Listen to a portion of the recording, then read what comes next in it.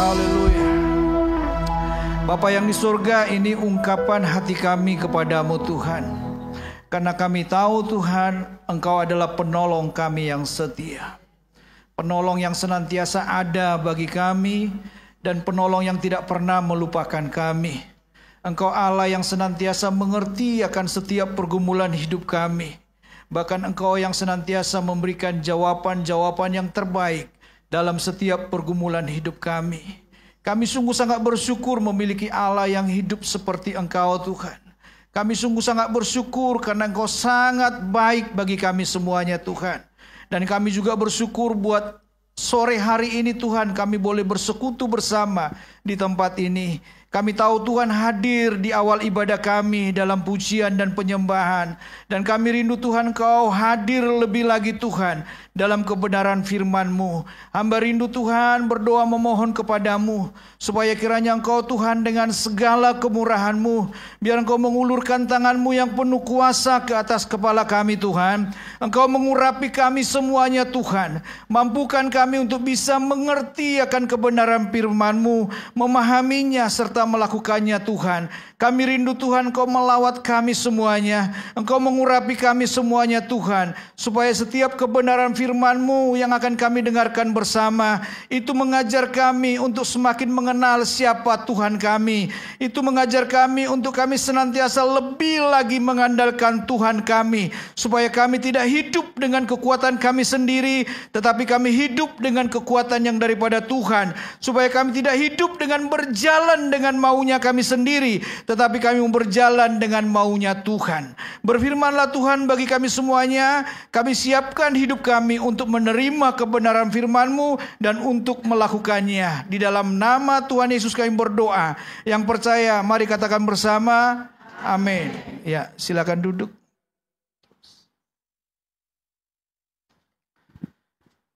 Ya, salam. Bapak Ibu atau Oma Opa yang ada di sini, ya, saya mau mengajak kita belajar dari Mazmur pasal 62. Saya memberi tema adalah respon yang berbeda. Bapak Ibu yang dikasihi Tuhan, ya, semua orang pasti punya masalah. Ya benar gak? Ada yang gak punya masalah di sini? Kalau ada yang gak punya masalah, saya mau belajar bagaimana sih caranya gak punya masalah gitu ya. Ada yang gak punya masalah? Mau pendeta sekalipun pasti punya masalah, ya.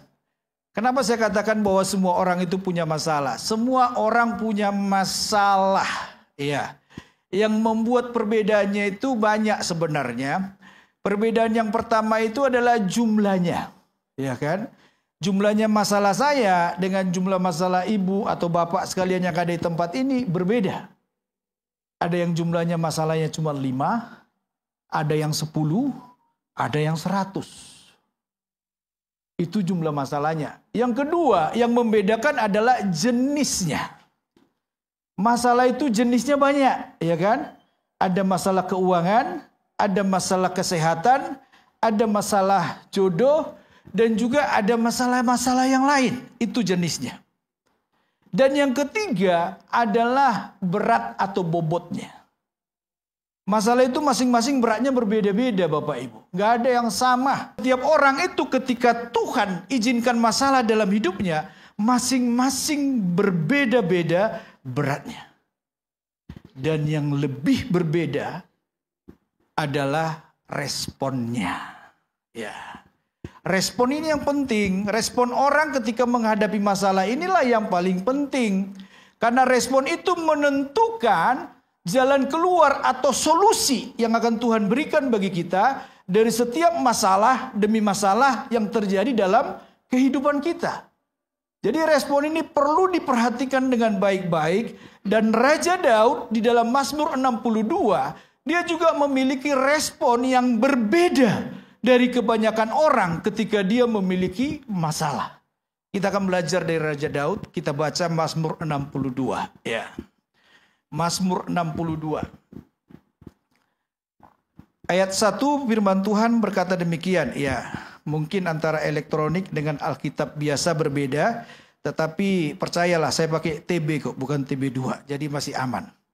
Perasaan tenang dekat Allah. untuk pemimpin biduan menurut Yedutun Mazmur Daud.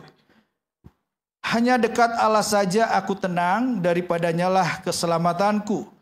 Ayat 2 kalau dari versi ini dikatakan hanya dialah gunung batuku dan keselamatanku, kota bentengku, aku tidak akan goyah. Berapa lamakah kamu hendak menyerbu seseorang, hendak meremukkan dia, hai kamu sekalian, seperti terhadap dinding yang miring, terhadap tembok yang hendak roboh. Mereka hanya bermaksud menghempaskan dia dari kedudukannya yang tinggi.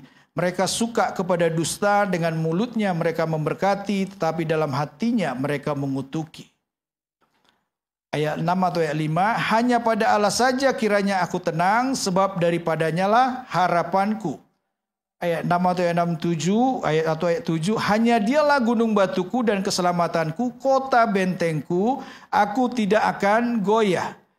Ayat 8, pada Allah keselamatanku dan kemuliaanku, gunung batuku kekuatanku, tempat perlindunganku ialah Allah. Ayat 9, percayalah kepadanya setiap waktu, hai umat, curahkanlah isi hatimu di hadapannya. Allah ialah tempat perlindungan kita. Ayat 10, hanya angin saja orang-orang yang hina, suatu dusta saja orang-orang yang mulia. Pada neraca mereka naik ke atas, mereka sekalian lebih ringan daripada angin. Ayat 11, janganlah percaya kepada pemerasan, janganlah menaruh harap yang sia-sia kepada perampasan. Apabila harta makin bertambah, janganlah hatimu melekat kepadanya. Satu kali Allah berfirman, dua hal yang aku dengar, bahwa kuasa dari Allah asalnya, dan daripadamu juga kasih setia ya Tuhan. Sebab engkau membalas setiap orang menurut perbuatannya. Bapak Ibu yang dikasih Tuhan, ayat yang terakhir inilah bagian yang terakhir yang membuat saya memberikan judul tadi, yaitu tema kita, respon yang berbeda. Sebab engkau membalas setiap orang menurut perbuatannya. Kalau kita bisa melihat nanti di dalam ayat 3 dan 4, ya, dikatakan di situ, kalau ayat 4 dimulai kata, berapa lamakah kamu hendak menyerbu seseorang, hendak meremukkan dia, hai kamu sekalian, seperti terhadap dinding yang miring, terhadap tembok yang hendak roboh. Mereka hanya bermaksud menghempaskan dia dari kedudukannya yang tinggi. Mereka suka kepada dusta, dengan mulutnya mereka memberkati, tetapi dalam hatinya mereka mengutuki. Ini adalah masalah yang terjadi. Kalau kita melihat dari ayat yang baru kita baca, ayat 3, 4 atau 4, 5, dikatakan tadi di situ, berapa lamakah kamu hendak menyerbu seseorang, meremukkan dia, hai kamu sekalian, seperti terhadap dinding yang miring, dan juga mereka hanya bermaksud menghempaskan dia dari kedudukannya yang tinggi. Mereka suka kepada dusta, dengan mulutnya mereka memberkati, tetapi dalam hatinya mereka mengutuki. Kira-kira dari sini Bapak Ibu bisa membayangkan masalah yang dihadapi oleh Raja Daud? Bisa dibayangkan? Dari ayat ini sudah kita bisa melihat masalah yang dihadapi oleh Raja Daud. Masalah yang dihadapi oleh Raja Daud adalah kudeta dari anaknya sendiri, yaitu Absalom. Tahu Absalom kan? Absalom itu dari istri Daud yang kesekian. Istri Daud itu lumayan loh. Saya pikir dulu istri Daud itu 1, 2 gitu kan. 3, 4. Lumayan loh istrinya Daud. Iya, lumayan loh. Ada 8 kalau yang saya baca. Gak tahu kalau Bapak Ibu bisa menemukan lebih lagi. Iya, itu 8. Yang pertama istrinya Daud dari siapa? Anaknya Saul kan. Sebab dijanjikan, barang siapa bisa mengalahkan Goliat, maka saya akan mengawinkannya dengan putri saya. Namanya siapa? Milka kalau nggak salah ya kan? Ya. Nah bayangkan, itu yang pertama. Yang kedua, tersandung dengan kasus perzinahan. Ya kan? Batseba. Lahirlah namanya Salomo. Ya kan? Nah setelah itu, ya kan? Baru nanti ada lagi istrinya di sini. Sebut lagi nanti di situ dari Absalom, dari dari mamanya Amnon, ya sampai nanti pokoknya sekitar 8 deh. Nanti bisa dibaca di dalam 2 Samuel kalau tidak salah. Nah, Perhatikan dengan baik-baik. Di sini kita bisa melihat Absalom mengkudeta bapaknya sendiri. Ini nggak enak, ya kan? Kalau misalnya tetangga mengkudeta, ya bapak yang punya perusahaan, bapak yang punya kekuasaan, si bapak masih bisa langsung ambil tindakan, habiskan. Ini yang mengkudeta adalah anak sendiri. Ketika Absalom mengkudeta Daud, itu bukan tanpa alasan Bapak Ibu. Bukan tanpa alasan, bukan tiba-tiba datang Absalom kepada bapaknya. Bapak, hari ini engkau kudeta, engkau turun dari kedudukanmu sebagai raja, biar aku yang jadi raja. Bukan seperti itu. Skenarionya atau latar belakangnya ada. Tahu Tamar? Pernah dengar cerita Tamar? Tamar itu adalah adik Absalom. Dan Tamar mengalami perbuatan yang tidak mengenakkan. Atau dalam bahasa Alkitab dikatakan dia diperkosa oleh Amnon. Ini masih pada bersaudara semua, satu bapak, ya kan? Beda ibu. Ketika peristiwa itu terjadi, Raja Daud tidak membuat satu sikap sedikit pun terhadap Amnon. Dia seolah-olah mendiamkan kasus ini. Tetapi Absalom sebagai seorang kakak atau abang, dia merasa terluka adiknya Tamar dinodai sama Amnon. Ini merupakan bagian dari kenapa Absalom itu mengkudeta Daud. Jadi bukan satu kebetulan. Tetapi ini ada sebenarnya sumbernya, ada hal-hal yang memicu sampai akhirnya Absalom itu memutuskan untuk mengkudeta bapaknya. Dan saat bapaknya dikudeta, kalau Bapak Ibu baca nanti di 2 Samuel itu ngeri loh. Ngeri banget. Sifatnya Absalom itu ngeri banget. Setiap pertemuan antara raja dengan semua penasehat, dan dengan semua warga datang mau menyampaikan segala keluhannya, disitulah Absalom mulai bermain. Ketika orang itu mentah dari penasihat bapaknya, datanglah Absalom, didinginkan hatinya. Kamu tenang saja, nanti kalau saya jadi raja, kamu akan saya kasih solusi begini. Mulai dia menarik simpati orang. Dan saat dia melihat bahwa hampir 75% kalau bahasa saya begitu, sudah mulai menyukai Absalom. Dia mengkudeta bapaknya. Dan yang tinggal menyertai Daud adalah Yoab dengan jenderal-jenderal yang lain tidak mau meninggalkan Daud. Sehingga dikatakan tadi di situ, ya, mereka hanya bermaksud menghempaskan dia dari kedudukannya yang Dan yang menarik dari ayat ini, ketika Daud dikudeta, Daud tidak membalasnya. Makanya tadi judulnya, temanya adalah respon yang berbeda. Kalau ibu diomong yang jelek, kira-kira disikat nggak orang yang ngomongin jelek? Itu sikap kebanyakan orang. Tetapi Daud dikatakan di situ, sikap yang dilakukan Daud di dalam ayat 2 dikatakannya di situ, hanya dekat Allah saja aku tenang, daripadanya lah keselamatan. Bayangkan, sikap pertama yang dilakukan oleh Daud adalah dekat dengan Allah. Atau dengan kata lain, Daud memilih untuk tidak mengeluh dengan segala persoalannya, tetapi dia memilih untuk mengambil waktu tenang dengan Tuhan. Di saat persoalan yang begitu besar terjadi, di saat kudeta yang begitu besar terjadi, Daud melihat bukan hanya Absalom menduduki kerajaan itu, tetapi gundik-gundik daripada Daud semua diperlakukan dengan tidak sopan. Dan itu dilakukannya di depan semua orang.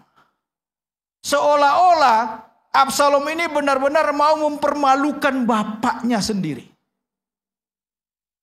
Tetapi yang dilakukan Daud adalah dia berkata, hanya dekat Allah saja aku tenang, daripadanya lah keselamatanku. Ada yang menarik dari kata hanya dekat Allah saja aku tenang. Kalau dalam bahasa Ibrani ini, bahasa Ibraninya lebih jelas sedikit. Dikatakan begini, dalam teksnya, Ak Elohim dumia nafsi mimenu Yesuati. Jika kalau diterjemahkan jadi begini, hanya pada Allah jiwaku tenang, dari dialah keselamatan. Kalau LAI tadi berkata hanya dekat Allah. Ya, dekat Allah dengan pada Allah itu berbeda. Tahu letak perbedaannya? Ya. Misalnya saya pakai contoh ya, ibu siapa namanya Bu? Ibu Desi. Nah, Bu Desi ya. Dekat dengan Oma? Bu Pur. Nah, dekat dengan Oma. Tetapi saya mau bertanya kepada Bu Desi. Ketika Bu Desi dekat dengan Oma, kira-kira Bu Desi mau berkata hanya pada ibu aku tenang. Sebab dekat tidak ada unsur penyerahan. Tapi pada ada unsur penyerahan. Paham maksudnya? Jadi di teks asli itu sebenarnya mengatakan hanya pada Allah saja jiwaku tenang. Kata yang kedua yang nggak ada adalah jiwa. Di dalam TB hanya berkata aku tenang.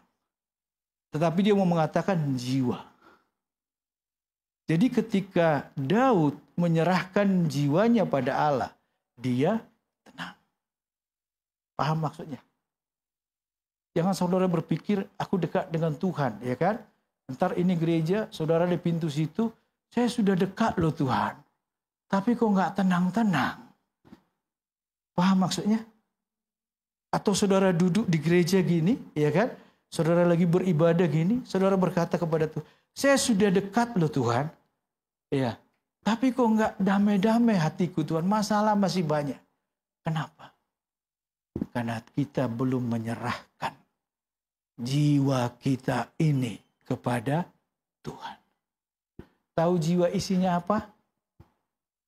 Jiwa itu isinya pikiran, perasaan, kehendak. Tahu pikiran? Pikiran tahu? Itu yang menerima semuanya, menimbang semuanya. Setiap yang terjadi itu di pikiran. Dan nanti ada yang bersifat emosional, yaitu perasaan. Dan nanti ada kehendak, yaitu hasil dari keputusan dari pikiran dan perasaan. Setelah dirimang-rimangi, setelah dipikir-pikir, setelah dirasa-rasa, maka akhirnya aku memutuskan seperti ini. Itu namanya kehendak. Coba bayangkan Daud. Daud memikirkan apa? Kerajaan. Yang kedua, Daud memikirkan apa? Anaknya Absalom. Kok bisa melakukan seperti itu? Kira-kira Daud merasa apa? Sedih? Sedih kan? Masa Daud nggak merasa sedih? Anak sendiri mengkudeta. Yang kedua, Daud merasa hancur nggak? Hancur. Karena dia dipermalukan anaknya sendiri. Tetapi Daud menjaga yang ketiga, kehendak. Supaya dia tidak salah. Makanya dia berkata, hanya pada Allah saja jiwaku tenang. Wow. Dibuka dengan sikap yang berbeda seperti ini. Daud mau berkata kepada kita semuanya. Tempat yang paling tenang itu hanya ada di dalam hadirat Tuhan. Percaya? Saudara percaya? Tempat yang paling tenang itu di mana? Dalam hadirat Tuhan. Ini bukan masalah fisik tempat.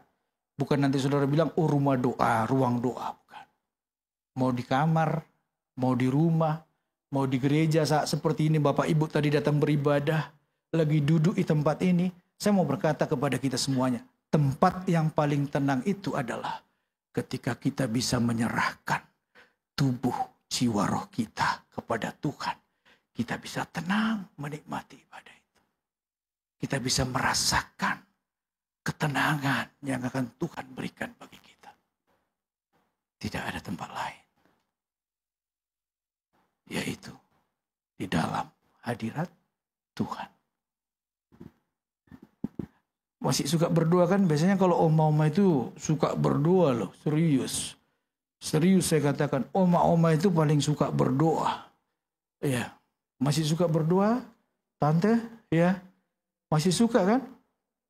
Ya, dekat dengan Tuhan. Apapun yang terjadi, tetap datang pada Tuhan. Disakiti, datang pada Tuhan. Diomongi enggak, datang sama Tuhan. Ketika kita datang sama Tuhan, maka kita akan menemukan ketenangan. Saat kita sudah tenang, maka kita akan bisa mengambil keputusan. Keputusan yang tidak mengakibatkan masalah lagi bagi kita. Tetapi keputusan itu adalah keputusan yang luar biasa. Atau seperti Daud. Daud tidak meminta keputusan apapun kepada Tuhan. Dia hanya datang pada Tuhan. Dan dia hanya bersekutu dengan Tuhan. Kenapa saya katakan Daud datang pada Tuhan? Ketika Daud dikudeta, Daud masih ada di kerajaannya enggak? Dia mundur, menarik diri dari istana, dia keluar, dia pergi dengan beberapa orang meninggalkan istana. Seperti kebiasaan Daud, dia hanya datang pada Tuhan, berdoa sama Tuhan. Tahu Daud kan? Daud main kecapi kan? Saat Daud memainkan kecapinya, setan yang di dalam diri Saul aman enggak? Ya, Saul aman toh, setannya enggak berani macam-macam kan, coba lihat. Walaupun Saul mau ditombak, bayangkan luar biasa Tuhan membela dia. Saya hanya membayangkan begini Bapak Ibu. Saking senangnya Daud dekat dengan Tuhan itu, bayangkan dia mainkan kecapi itu. Saat dia sedih ketika dia memainkan kecapi itu, saya yakin dan percaya. Dia menaikkan satu instrumen musik yang agak sedih. Hati yang tersayat-sayat. Dia mainkan, dia curahkan lewat kecapinya itu. Dia mainkan musik itu. Bayang.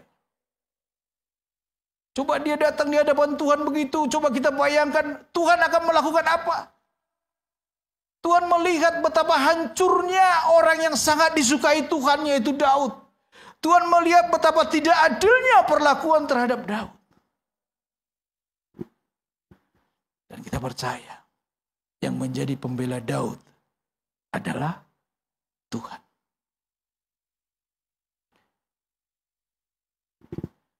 Daud berpesan kepada triwiranya, sayangkan nyawa Absalom. Dia bukan berpesan kepada triwiranya, ambil, culik, hilangkan dia. Bukan. Daud bilang kepada triwiranya, termasuk Yoab, Yoab, sayangkan nyawanya. Jaga dia. Lindungi dia. Lihat saudara. Bukannya itu jiwa yang besar, disakiti, dikudeta, dipermalukan. Tetapi Daud tidak salah bersikap. Dia berkata kepada triwiranya yang masih dekat-dekat situ rumahnya, sayangkan nyawanya. Bagi saudara berpikir, yang bunuh Absalom kan Yoab, ya kan? Benar ya? Yang bunuh Absalom Yoab kan? Ketika Absalom tersangkut rambutnya itu, yang langsung mengambil tombak dan juga pedang memenggal daripada siapa namanya itu Absalom, siapa? Yoab toh. Yoab kan? Apakah Yoab 100% melanggar perintah Daud dengan sengaja? Ada masalahnya juga. Baca nanti di Alkitab. Masalahnya adalah seperti ini. Saya sampaikan begini aja.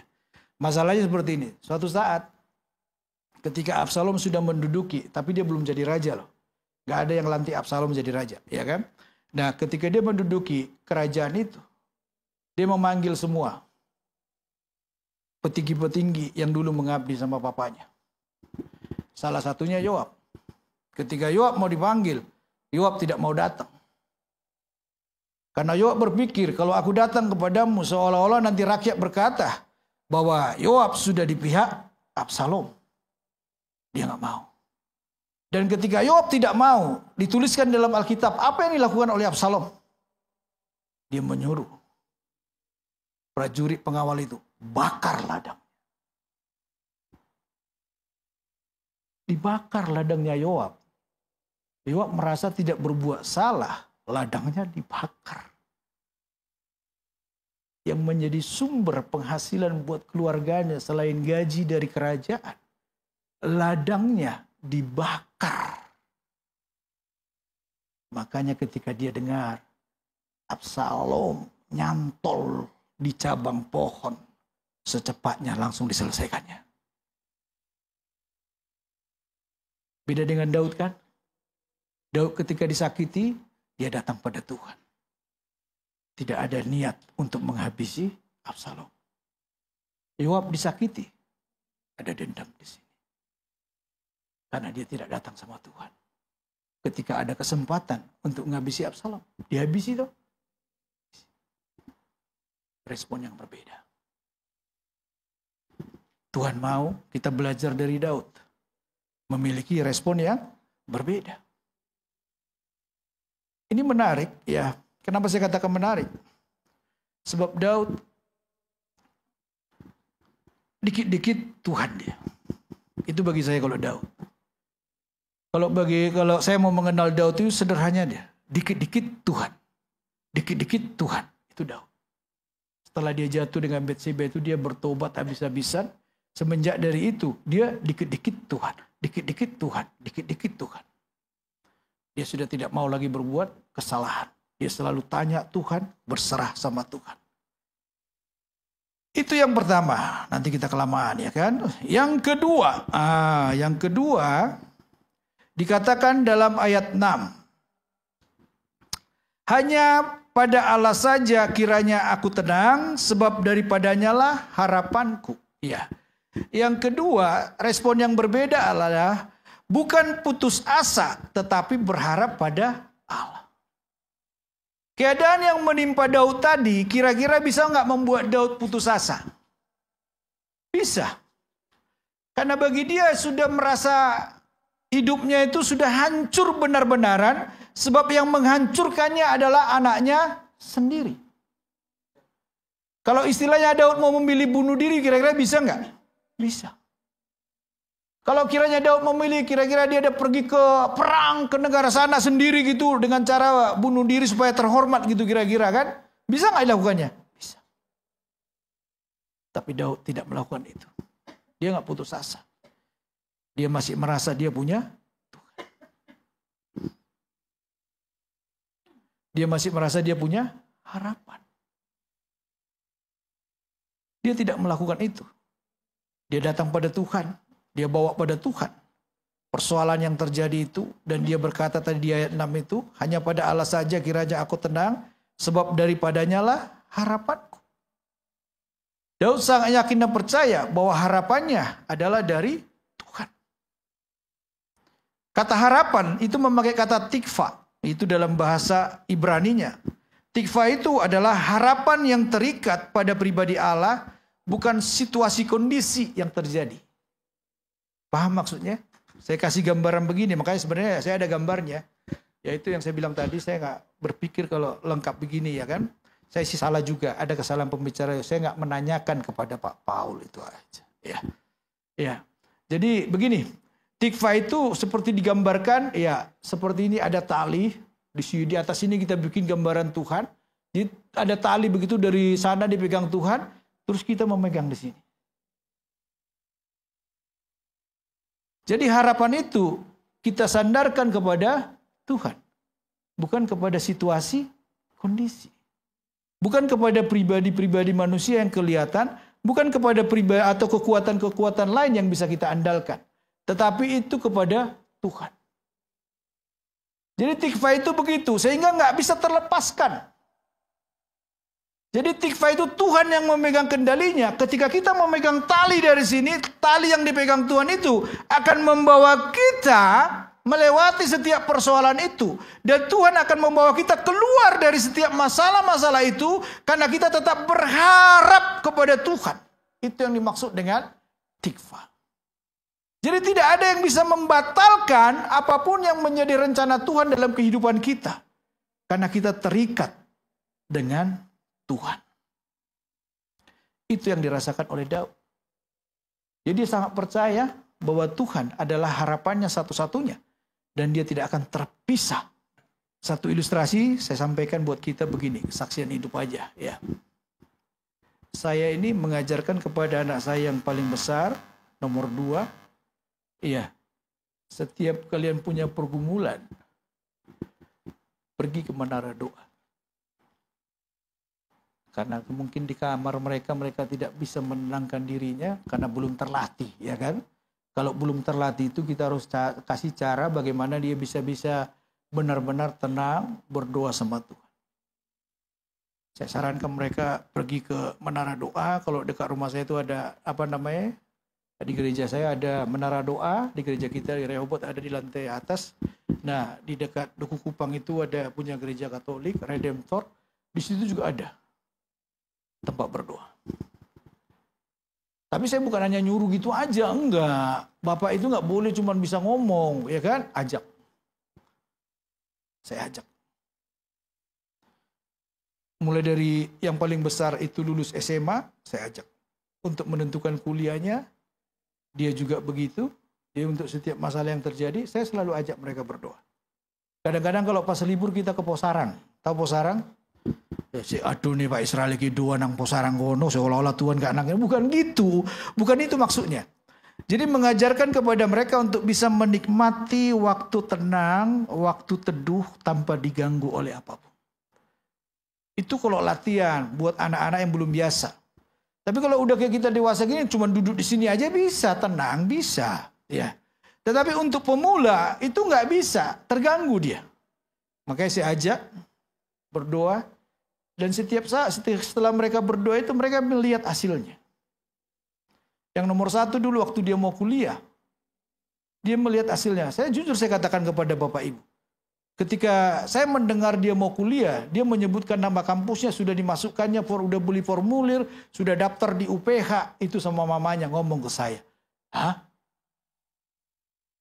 Saya hanya bilang begini, hah? Kenapa? UPH itu gede bayarannya. Setahun 3 kali bayar uang kuliah. Kalau kampus lain setahun 2 kali kan? 2 semester. UPH 3 kali. Jadi setahun saya harus menyiapkan 1 semester saya harus menyiapkan ya sekitar setahun itu sekitar 30 sampai 40 juta.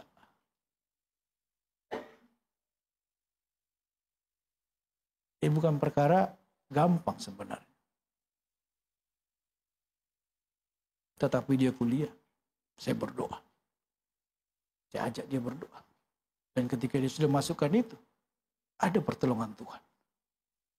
Pas dengan yang dibutuhkannya, ada dananya. Saya kasih. Saya bilang sama dia, jangan lupa tetap berdoa. Tetap andalkan Tuhan. Sampai selesai saudara. Sebelum dia selesai masuk tingkat 2, ya mau tingkat 3, menyusul adiknya kuliah. Dan ketika adiknya kuliah, itu 2020, kamu tingkat 2 ya? Tingkat 2.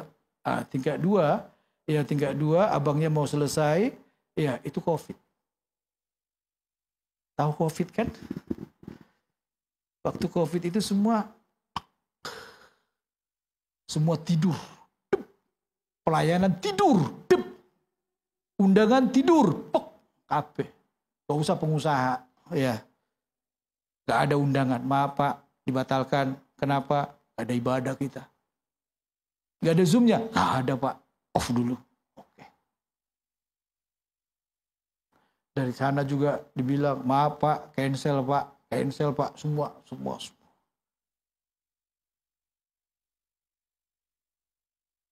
Apa yang saya lakukan? Saya hanya tak berharap sama Tuhan. Dan puji Tuhan, di masa COVID yang besar, bisa terbayarkan, terselesaikan wisuda. Menyusul adiknya, tahun depannya, karena mereka cuma 3 tahun gitu, selesai 3,5 tahun. Adiknya juga baru selesai COVID, itu masih merangkak istilahnya kan. Masih merangkak, pintu pelayanan juga belum semua, belum. Ya, belum semua terbuka maksudnya kan. Ya, masih merangkak gitu. Tetap pokoknya Tuhan. Selesai semua. Mereka selesai di masa sulit. Kalau bisa saya katakan kepada ibu, bapak sekalian, mereka yang menyelesaikan setiap uang kuliah mereka bukan penghasilan saya, tetapi dari Tuhan. Bukan karena saya melayani terus diamplopi orang, bukan. Tetapi mutlak karena Tuhan. Karena saya mengajarkan kepada mereka, datang pada Tuhan, berserah pada Tuhan, doa, doa. Sebab bagi saya, Tuhan punya banyak cara untuk menolong. Ketika orang bilang sulit, dan saya juga bilang sulit, tetapi bagi Tuhan tidak ada yang sulit. Tuhan mengajar saya, membuka mata saya untuk bisa melihat. Dan sepertinya saya benar-benar terpukul di situ. Tuhan mau berkata, mereka selesai bukan karena kamu. Seolah-olah saya kalau lihat mereka, lihat foto-foto wisuda mereka, saya selalu terbayang gitu. Tuhan ini selalu berkata, mereka selesai bukan karena kamu.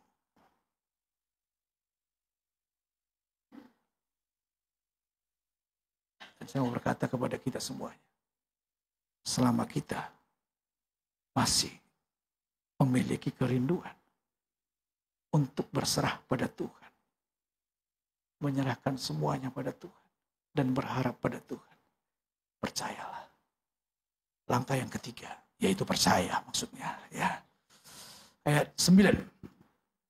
Percayalah kepadanya setiap waktu, hai umat, curahkanlah isi hatimu di hadapannya. Allah ialah tempat perlindungan kita. Nah ini yang ketiga. Percayalah. Trust. Dan saya mau berkata kepada kita, percaya itu maksudnya total. Gak ada lagi yang ditahan-tahan, gak ada lagi yang dipikir-pikir.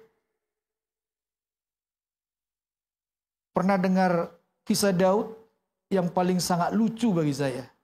Lucunya saya tanya dulu Bapak Ibu, kalau Bapak Ibu punya masalah bisa tidur gak? Gak bisa tidur kan? Buka Mazmur pasal 3 biar kita bisa melihat Daud itu bisa tidur Bapak Ibu. Mazmur pasal 3. Dikatakan dari ayat 1, Mazmur Daud ketika ia lari dari Absalom anaknya. Ya Tuhan, betapa banyaknya lawanku, betapa banyak orang yang bangkit menyerang aku. Banyak orang yang berkata tentang aku, baginya tidak ada pertolongan daripada Allah. Bayangkan saudara, dikecilkan, dikucilkan. Karena sudah terjepit, sudah istilahnya sudah habis dipermalukan Absalom. Tapi lihat dikatakan orang, wow udah gak ada pertolongan buat Daud. Ya, masalahnya banyak. Coba lihat, kira-kira masih bisa tidur nggak kayak gini? Saya rasa nggak bisa tidur. 1 minggu juga nggak tidur-tidur, ya kan? Bisa-bisa wajahnya lebih tua dari umurnya kalau seperti ini masalahnya. Lihat dikatakan, tetapi engkau Tuhan adalah perisai yang melindungi aku. Engkaulah kemuliaanku dan yang mengangkat kepalaku. Dengan nyaring aku berseru kepada Tuhan. Dan ia menjawab aku dari gunungnya yang kudus. Ini bicara mengenai percaya. Bayangkan, dengan nyaring aku berseru kepada Tuhan dan ia menjawab aku dari gunungnya yang kudus. Dan ketika dia sudah percaya begitu, coba lihat, dikatakan ayat 6. Aku membaringkan diri lalu tidur. Coba lihat saudara. Masih ada masalah Absalom. Tetapi ketika dia sudah percaya kepada Tuhan, dikatakan ayat 6. Aku membaringkan diri lalu tidur. Aku bangun sebab Tuhan menopang aku. Coba lihat. Itu Daud. Jangan bilang bahwa orang yang bisa tidur itu gak punya masalah. Ada masalah. Daud masalahnya banyak, tetapi dia bisa tidur. Kenapa? Karena Daud percaya kepada Tuhan. Ketika semua sudah diserahkan Daud, ketika dia sudah dekat dengan Tuhan, dia tenang, dia menyerahkan semuanya kepada Tuhan, dia tetap berharap kepada Tuhan. Dan yang terakhir, dia percaya kepada Tuhan. Lalu dia tidur. Saya belajar seperti ini. Serius. Saya belajar seperti ini. Suatu saat ada masalah yang menimpa. Ya, menimpa saya lah. Ya kan? Ketika masalah bukan masalah apa, enggak. Masalah perekonomian. Lewat pendeta itu masalahnya sih perekonomian pokoknya. Ya kan? Nah, Ketika perekonomian, ini harus bayar, ini harus bayar, ini harus bayar. Cenak-cenut Bapak Ibu. Pertama cenak-cenut, pusing nggak bisa tidur saya. Saya lihat istri saya sudah bisa tidur semua. Saya sendiri nggak bisa tidur. Saya buka Mazmur pasal 3. Saya bacalah ayat 6. Kok iso turu ya? Ya apa tuh Daud ini? Saya ngomongin serius saudara. Saya baca di tempat tidur sambil saya bilang, kok bisa dia tidur ya?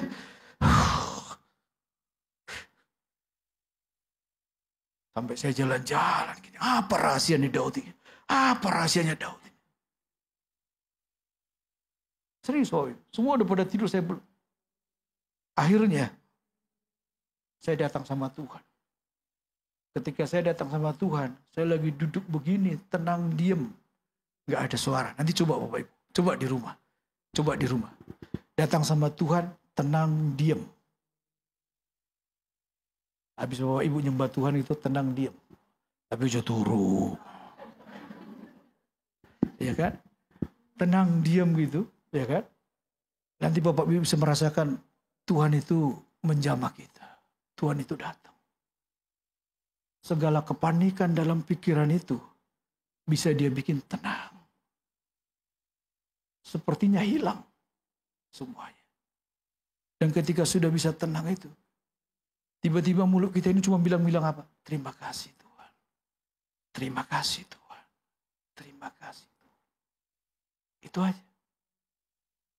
Saya sudah bilang terima kasih Tuhan gitu. Baru saudara seperti diketok kepalaku. Turun.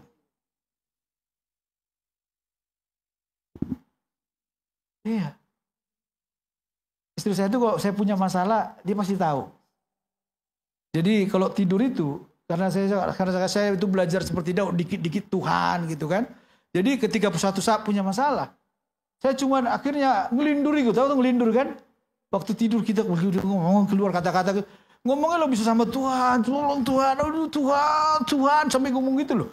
Sampai istri bilang, ada apa bilang gitu. Kok Tuhan-Tuhanan dibilang gitu kan? Bayang. Sampai segitunya. Merem mata itu gitu-gitu terus. Tapi kalau saya sudah seperti itu, besoknya ada jawabannya. Serius, pengalaman saya seperti itu. Besoknya pasti ada solusinya, ada jawabannya, ada aja jalan keluarnya Tuhan kasih. Ini yang perlu kita pelajari bersama dari Mazmur 62. Ketika kita punya masalah, milikilah respon yang berbeda. Ketika orang banyak di luar sana mengeluh, pilihlah untuk tenang di hadapan Tuhan. Ya.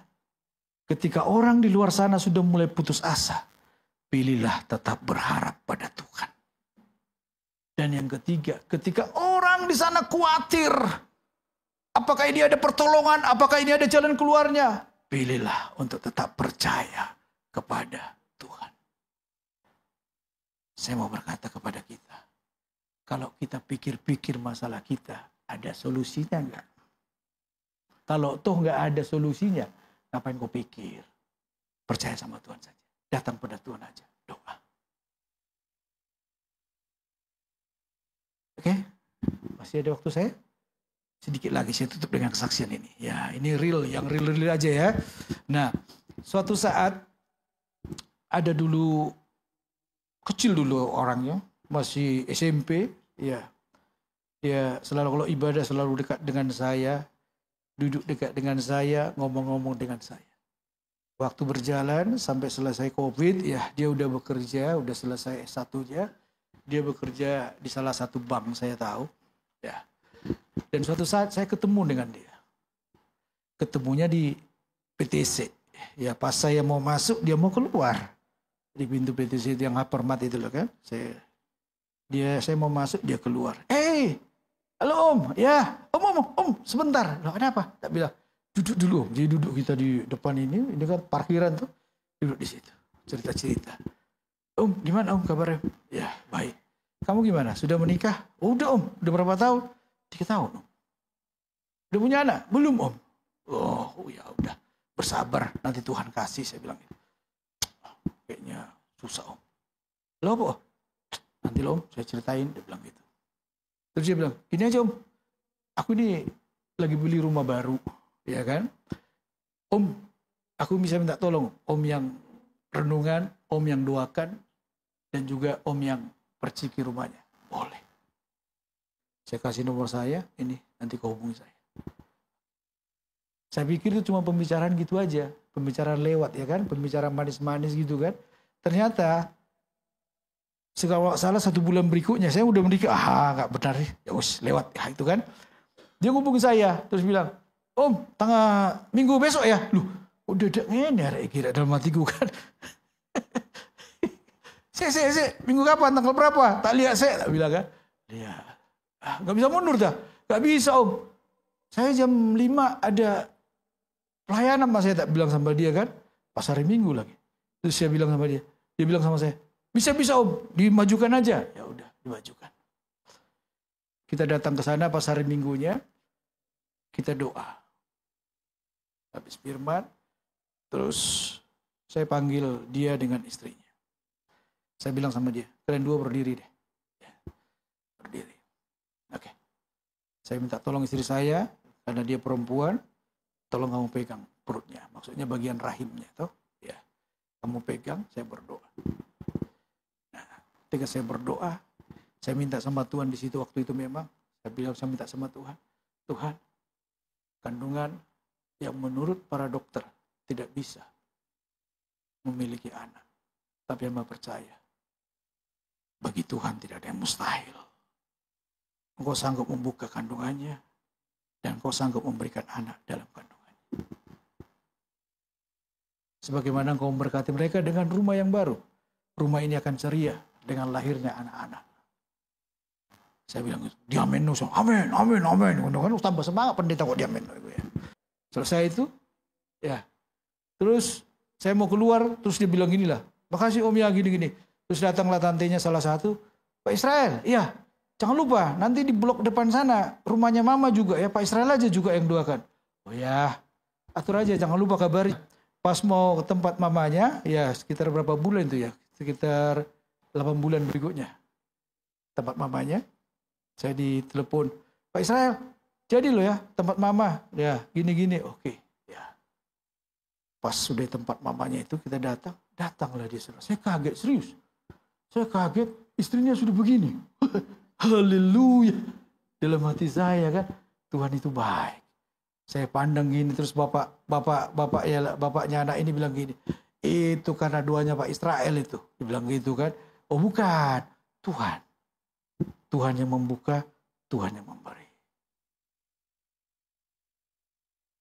Karena Tuhan, bukan karena saya. Kita ini cuma pipa doang, saluran doang, ya kan? Nah, itu yang saya katakan tadi. Jadi yang penting itu tetap dekat dengan Tuhan. Atau bahasa asli tadi apa? Hanya pada Tuhan saja kita tenang. Amin. Amin. Ya, mari kita bangkit berdiri, kita datang pada Tuhan. Ya, Bapak Ibu yang dikasihi Tuhan, kita tundukkan kepala kita sejenak. Kita meresponi kebenaran firman Tuhan. Bapak Ibu yang dikasihi Tuhan, saya percaya ketika kita datang ke tempat ini, selain kita belum mau bersekutu dengan Tuhan, mau menikmati hadirat Tuhan, ada masalah-masalah pribadi yang ada dalam kehidupan kita. Saya mau mengajak kita sejenak, kita luangkan waktu kita mungkin 1-2 menit untuk datang kepada Tuhan. Di mana Bapak Ibu berdiri saat ini, buka kedua tanganmu, berbicaralah kepada Tuhan di tempat engkau berdiri. Tuhan itu tidak jauh, saya percaya Tuhan ada di tempat ini. Tuhan hadir di tempat ini. Tuhan ada di sini karena ini rumahnya Tuhan. Dia ada di sini. Datang padanya, berbicara padanya, sampaikan pada Tuhan. Sampaikan pada Tuhan setiap persoalanmu, setiap pergumulanmu, setiap apapun yang sedang terjadi dalam kehidupan. Percayalah, Dia Allah yang hidup. Bukan hanya kali ini kita mungkin punya masalah, Tetapi dulu sebelum-sebelumnya kita punya masalah, tetapi Tuhan tolong. Kalau Tuhan dulu pernah tolong kita, apalagi untuk yang satu ini. Itu yang harus kita katakan. Apalagi untuk yang satu ini, Tuhan pasti tolong saya. Jangan kalah iman percaya kita dengan masalah yang terjadi. Tetapi justru ketika masalah itu ada, bangkitkan iman percayamu. Bahwa Tuhan selalu sanggup untuk menolong, selalu sanggup untuk memberikan solusi, selalu sanggup untuk memberikan jalan keluar. Sebab bagi Tuhan tidak ada yang mustahil. Dia sanggup untuk menolong kita. Persoalan seberat apapun Dia sanggup tolong. Selalu memiliki respon yang berbeda ketika masalah terjadi. Itu yang Tuhan mau, seperti Daud. Dia menempatkan yang pertama datang pada Tuhan. Dia mau tenang di hadapan Tuhan. Dia gak mau pikirannya terpecah-pecah dengan segala situasi kondisi yang terjadi. Dia mau tenang di hadapan Tuhan. Karena dia tahu tempat yang paling tenang itu adalah di hadirat Tuhan. Bukan di tempat lain, di hadirat Tuhan. Di gereja ini tempat yang paling tenang. Ketika saudara berdoa, ketika saudara beribadah, tempat yang paling tenang itu di hadirat Tuhan. Bukan di rumah tetangga kita untuk kita meminta kepadanya, minta pertolongan. Mintalah pertolongan kepada Tuhan. Karena Tuhan pasti tolong kita. Dia punya banyak cara untuk nolong kita. Berdoa padanya, sampaikan padanya. Jangan malu kalaupun engkau menyampaikannya harus meneteskan air mata. Tuhan adalah Tuhan yang sangat baik. Dia mengerti setiap tetesan air mata kita itu. Dia tahu bahasa-bahasa apa yang kita sampaikan lewat tetesan air mata itu. Dan Dia akan datang memelukmu dan berkata, "Anakku, aku tahu susahnya hatimu. Aku tahu beratnya beban yang kau hadapi. Aku tahu betapa hancurnya dirimu saat ini." Dan Tuhan hanya mau berkata, engkau tidak sendiri. Ada aku, ada Tuhan. Ada Tuhan yang menyertai kita. Ada Tuhan yang menyertaimu dalam setiap persoalan itu. Dan ada Tuhan yang akan membuka jalan, memberikan jalan keluar dari setiap persoalan itu. Datang pada Tuhan. Berdoa pada Tuhan, berdoa. Sandarkan semuanya, serahkan semuanya kepada Tuhan, berharap pada Tuhan, percaya kepada Tuhan. Maka kita akan terima mujizat dari Tuhan. Kita akan terima solusinya dari Tuhan. Kita akan terima pertolongan dari Tuhan. Kalau engkau sakit saat ini, sakitmu apapun, percaya kepada Tuhan bahwa Tuhan masih sanggup untuk melenyapkan penyakit tersebut dan menyembuhkan tubuhmu yang sakit. Sebab itu adalah bagian yang paling Tuhan sukai. Tuhan sangat suka dengan mujizat. Dia sanggup melakukan apapun buat kita semuanya. Datang padanya. Datang padanya. Bapa di surga, Engkau mendengar setiap seruan kami kepadamu Tuhan. Hamba tahu hamba terbatas, tapi hamba mengucap syukur punya Tuhan yang tidak terbatas. Tuhan yang bisa mendengar setiap keluhan, persoalan, masalah yang kami hadapi. Engkau mendengar doa-doa kami Tuhan. Hamba hanya datang kepadamu Tuhan, memohon belas kasihan-Mu saat ini Tuhan. Biar Engkau yang menghampiri kami satu persatu. Biar Engkau yang memberikan kekuatan bagi kami Tuhan, menghadapi semua persoalan tersebut. Engkau memberikan mujizat-Mu, memberikan jalan keluar, memberikan pertolongan, memberikan kesembuhan, dan memberikan berkat-berkat bagi kami yang membutuhkannya Tuhan. Dan kami yakin dan percaya Firman-Mu menguatkan kami. Firman-Mu meyakinkan kami bahwa Allah yang hidup itu ada bersama dengan kami, tidak pernah meninggalkan kami, dan selalu di dalam hidup kami. Terima kasih Tuhan buat hadir-Mu. Terima kasih buat jalan keluar yang Kau berikan. Terima kasih buat solusi yang Tuhan berikan. Terima kasih buat kesembuhan yang Tuhan berikan. Terima kasih buat berkat-berkat yang Tuhan berikan. Kami yakin dan percaya ketika kami pulang dari tempat ini Tuhan, kami akan menerima itu. Karena kami tahu Tuhan melakukannya buat kami. Dalam nama Tuhan Yesus kami berdoa. Yang percaya katakan bersama.